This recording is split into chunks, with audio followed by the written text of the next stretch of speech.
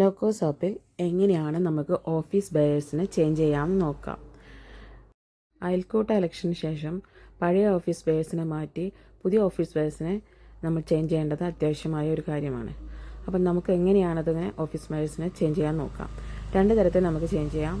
SHG പ്രൊഫൈലിൽ office buyers സെക്ഷനിലും നമുക്ക് മാറ്റാം. അതേപോലെ തന്നെ മെമ്പറുടെ അതർ ഡീറ്റെയിൽസിൽ ഡെസിഗ്നേഷൻ വഴിയും നമുക്ക് എന്ത് ചെയ്യാൻ പറ്റും. മെമ്പറുടെ ഇപ്പോഴുള്ള ഡെസിഗ്നേഷൻ പ്രസിഡൻ്റാണോ സെക്രട്ടറി ആണോ ട്രഷറർ ആണോ എന്നുള്ളത് ചേഞ്ച് ചെയ്യാൻ പറ്റും. ഇതുപോലെ അവരുടെ ഡെസിഗ്നേഷൻ കാണിക്കും. അതിൽ നമുക്ക് എന്ത് സിഗ്നേറ്ററി നോ കൊടുത്ത് ഇനാക്റ്റീവ് കൊടുത്ത് അവരുടെ ടു ഡേറ്റ് എലക്ഷൻ ഡേറ്റ് ഇട്ട് കൊടുത്ത് നമുക്ക് സേവ് ചെയ്തിട്ട് ആ മെമ്പറെ എന്താക്കാം, പ്രസിഡന്റ് സ്ഥാനത്ത് നിന്നോ സെക്രട്ടറി സ്ഥാനത്ത് നിന്നോ ആയാലും നമുക്ക് മാറ്റി നിർത്താൻ പറ്റും. അങ്ങനെ ചെയ്തതിന് ശേഷം വേണം ആക്റ്റീവായ ആളുകളെ നമ്മൾ എന്ത് ചെയ്യുക, മെമ്പർ പ്രൊഫൈൽ വഴി അവരുടെ ഡെസിഗ്നേഷൻ ചൂസ് ചെയ്തിട്ട് പുതിയ പ്രസിഡന്റിനെയോ സെക്രട്ടറിനെയോ വെച്ചാൽ സെലക്ട് ചെയ്യേണ്ടത്. അല്ലാത്ത പക്ഷം നമുക്ക് ഏറ്റവും കൂടുതൽ എളുപ്പം തോന്നുന്നത് സുഗമമായത് SHG പ്രൊഫൈൽ വഴിയാണ് ചെയ്യുന്നതായിരിക്കും. ഇതിൽ നമ്മൾ SHG പ്രൊഫൈൽ എടുത്ത് ഓഫീസ് ബെയർസിൽ പോവുക. അവിടെ നമുക്ക് ഇതേപോലെ അവരുടെ 3 പൊസിഷനും അയൽക്കൂട്ടത്തിൻ്റെ 3 പൊസിഷനിൽ നിൽക്കുന്ന പ്രസിഡന്റ്, സെക്രട്ടറി, ട്രഷറർ ഇത്രയും പൊസിഷനിലുള്ള ആളുകളെ നമുക്ക് എന്ത് ചെയ്യാൻ പറ്റും, കാണാൻ പറ്റും. ഇതിൽ ഇവരെ എങ്ങനെയാണ് നമുക്ക് ഇനാക്റ്റീവ് ചെയ്യാൻ പറ്റുക എന്നുള്ളത് നോക്കാം. നമുക്ക് ആദ്യം പ്രസിഡന്റിനെ എടുക്കാം. അവരുടെ ഇങ്ങനൊരു സെക്ഷൻ നമുക്ക് ഓപ്പണായി വരും. അതിൽ നമുക്ക് സിഗ്നേറ്ററി നോ കൊടുക്കാം. സിഗ്നേറ്ററി നോ കൊടുത്ത് അവരുടെ ഇനാക്റ്റീവ് കൊടുക്കാം. എന്നിട്ട് അവിടെ വരുന്ന ടു ഡേറ്റ്, നമ്മൾ എന്നാണോ ചെയ്യുന്നത് അന്നത്തെ ഡേറ്റ് ആയിരിക്കും അവിടെ വരിക. ആ ഡേറ്റിന് പകരം നമ്മൾ എലക്ഷൻ ഡേറ്റ് ഇട്ട് കൊടുക്കുക, സേവ് ചെയ്യുക. അപ്പോൾ നമുക്ക് ഓട്ടോമാറ്റിക്കലി ആ മെമ്പർ ആ സ്ഥാനത്ത് നിന്നും മാറും.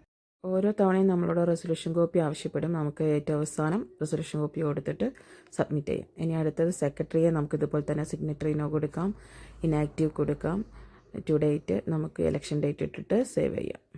അങ്ങനെ 3 പൊസിഷനിലുള്ളവരുടെയും ട്രഷററേയും നമുക്കിതുപോലെ തന്നെ സിഗ്നേറ്ററി നോ കൊടുക്കുക, ഇനാക്റ്റീവ് കൊടുക്കുക, ടു ഡേറ്റ് എലക്ഷൻ ഡേറ്റ് ഇടുക, സേവ് ചെയ്യുക. ഇത്രയും ചെയ്ത് കഴിഞ്ഞാൽ 3 പൊസിഷനിൽ നിൽക്കുന്ന മെമ്പേഴ്സും മാറും. ഇനി നമുക്ക് അവരുടെ പുതിയ പൊസിഷനിലേക്ക് ഇടയാം. പുതിയ പ്രസിഡന്റിനെ നമുക്ക് സെലക്ട് ചെയ്യാം. Automatically from date election date അവിടെ വരും. അവരെ നമുക്ക് എന്ത് ചെയ്യാം, സിഗ്നേറ്ററി എസ് കൊടുത്ത് സേവ് ചെയ്യാം. സിഗ്നേറ്ററി എസ് കൊടുത്ത് ചില ആളുകളെ നമുക്ക് സേവ് ചെയ്യാൻ പറ്റാത്ത സാഹചര്യമുണ്ട്. ഇപ്പം ഉദാഹരണത്തിന് ഇപ്പോൾ സെക്രട്ടറി, അവരുടെ ഞാൻ എന്ത് ചെയ്യും, സിഗ്നേറ്ററി എസ് കൊടുക്കാൻ നോക്കുമ്പോൾ സാധിക്കുന്നില്ല. കാരണം അവരുടെ മെമ്പർ പ്രൊഫൈലിൽ ഞാൻ OTP കൊടുത്ത് വെരിഫൈ ചെയ്യാത്തത് കാരണമാണ്. എന്നിട്ട് അവരുടെ എന്ത് ചെയ്യുക, അവരുടെ യെസ് സേവ് കൊടുക്കാൻ നമുക്ക് പറ്റും. സേവ് ചെയ്യുക. ദെൻ അടുത്ത ട്രഷറെ നമുക്ക് ഇടയാം. അവർ ഇതേപോലെ തന്നെ ഫ്രം ഡേറ്റ് എലക്ഷൻ ഡേറ്റ് വരും. സിഗ്നേറ്ററി യെസ് കൊടുക്കുക. ദെൻ ബേഴ്സിന് OTP വെരിഫിക്കേഷൻ നിർബന്ധമാണ്. എന്നാൽ മാത്രമേ അവരുടെ എന്ത് ചെയ്യാൻ പറ്റുള്ളൂ, സിഗ്നേറ്ററി യെസ് കൊടുത്ത് സേവ് ചെയ്യാൻ പറ്റുള്ളൂ. അങ്ങനെ നമ്മൾ അയൽക്കൂട്ടത്തിന് 3 ഭാരവാഹികളെ ആഡ് ചെയ്തു. ഇനി അവരുടെ റെസൊല്യൂഷൻ കോപ്പി, അയൽക്കൂട്ടത്തിൻ്റെ റെസൊല്യൂഷൻ കോപ്പി കൊടുക്കുക. കൂട്ടത്തിന് എന്ത് മാറ്റം വരുത്തുമ്പോഴും നമുക്കത് നിർബന്ധമായി കൊടുക്കേണ്ട ഒരു കാര്യമാണ് റെസൊല്യൂഷൻ കോപ്പി. സബ്മിറ്റ് ചെയ്യുക, സേവ് കൊടുക്കുക. അയൽക്കൂട്ടത്തിൻ്റെ 3 കുത്ത് കയറി സെൻഡ് ഫോർ അപ്രൂവൽ നോക്കുക. അതിൽ അയൽക്കൂട്ടത്തിൻ്റെ ഡീറ്റെയിൽസ് എല്ലാം കറക്റ്റ് ആണോ എന്ന് കംപ്ലീറ്റ് നോക്കുക. അപ്പോൾ നമുക്ക് അവിടെ അപ്ലോഡ് ഓപ്ഷൻ തെളിഞ്ഞാവുന്നത് കാണാം. എന്ത് ചെയ്യുക, നമുക്ക് ആ അയൽക്കൂട്ടത്തിനെ അപ്ലോഡ് ചെയ്യാം. എന്നുവെച്ചാൽ സെൻഡ് ഫോർ അപ്രൂവലിന് വിടാം. അപ്രൂവലിന് ഇട്ട് കഴിഞ്ഞാൽ അപ്പം തന്നെ നമുക്കവിടെ സക്സസ്ഫുള്ളി എന്ന് കാണിക്കും.